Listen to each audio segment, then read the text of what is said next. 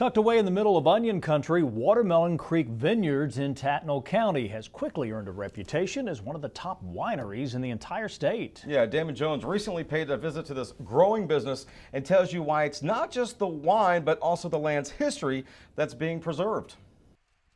Take a drive through Tattnall County and you're likely to see plenty of farmland with corn, soybeans, and of course, onions. But right in the middle of the county's largest city of Glenville, you'll also find this unexpected treat.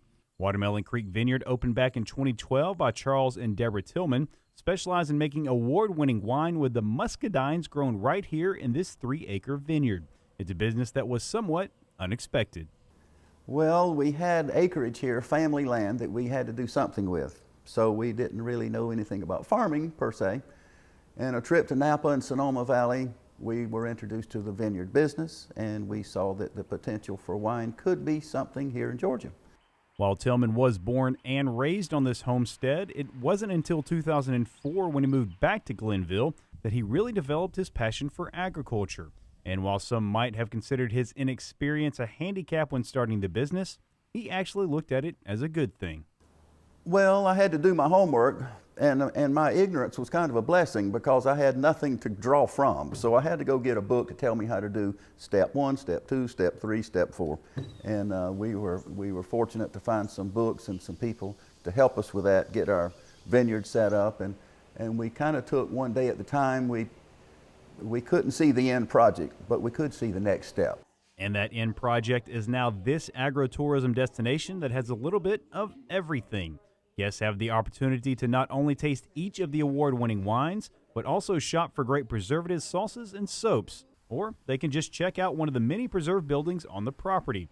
It's a look back in history that Tillman is always more than happy to guide his visitors through. Well, that's really what we're about. What we're all about really is history. The history of my family. I was raised here, and my son is the 9th generation, as a matter of fact, to live on this property. So the wine is the draw. We have wine so that people will come and hear our story, but it's all about history.